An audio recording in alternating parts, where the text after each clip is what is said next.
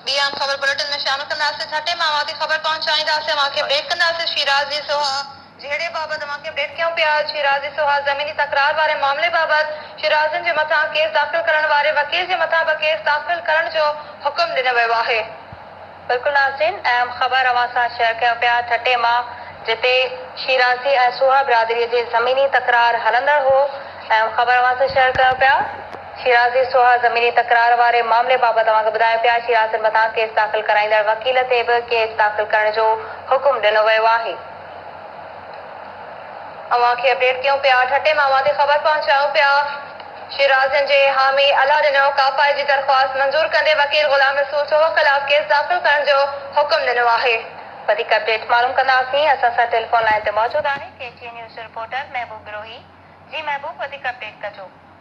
जी, सिजावल जे लद्दाखो में शिराज़ी सोहा बिरादरी विच में ज़मीन जे हलंदड़ जेको तकरार वारो मामलो आहे, उहो अॼु नओं रुख़ इख़्तियार करे वरितो आहे, जंहिंमें गुज़िरियल 2 ॾींहं अॻु में ठटे जी अदालत जे हुकुम ते जेके ग़ुलाम रसूल सुहो जेको एमपीए हीर सुहो जो चाचो आहे, उन जे फ़रियाद ते अॻूणे ज़िले नाज़िम शफ़क़त शाह शिराज़ी ऐं कापाई बिरादरी जे 8 माण्हुनि जे ख़िलाफ़ सिजावल थाणे ते केस दाख़िल करायो वियो, जंहिंमें शफ़क़त शाह शिराज़ी ऐं कापाई बिरादरी जे माण्हुनि गुज़िरियल ॾियारे गिरफ़्तारी जी ज़मानत मंज़ूर कराए वरिती हुई।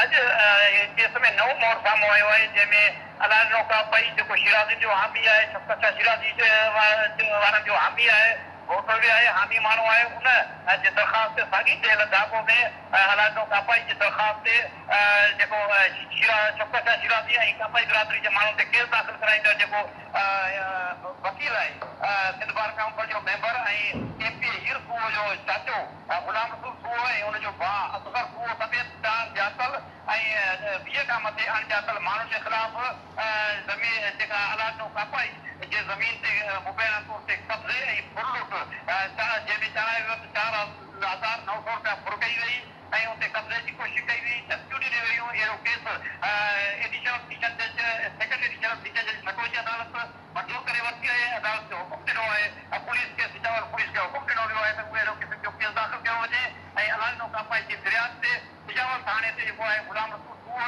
ऐं संदसि भाउ जे ख़िलाफ़ समेत 3 ॼातल ऐं 20 खां मथे अणॼातल माण्हुनि जे ख़िलाफ़ केस दाख़िल कयो वञे।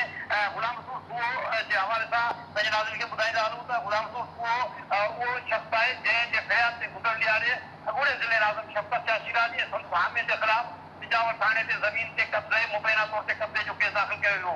हीउ मामिलो अॼु नओं मोड़ इख़्तियार करे वरितो आहे, जंहिंमें अहम अॻुभराई साम्हूं आई आहे ऐं केस नओं रुख़ इख़्तियार करे वरितो आहे जो जेका सिजावल में जेको हलंदड़ शिराज़ी सुहो तकरार आहे, उहो नओं रुख़ इख़्तियार करे वरितो आहे।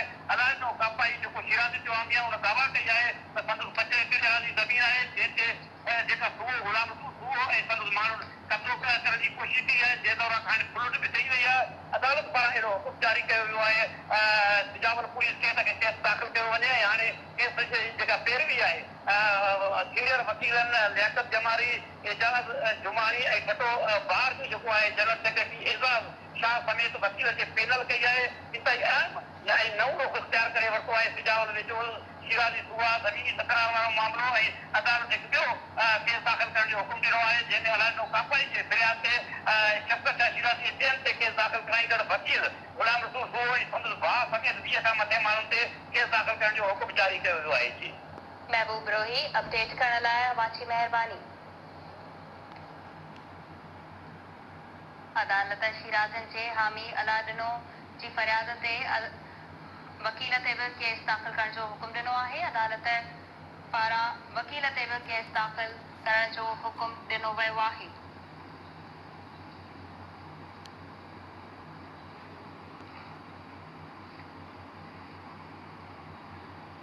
ॿी अहम ख़बर अवां खे दादू मां ॾींदासीं, जिते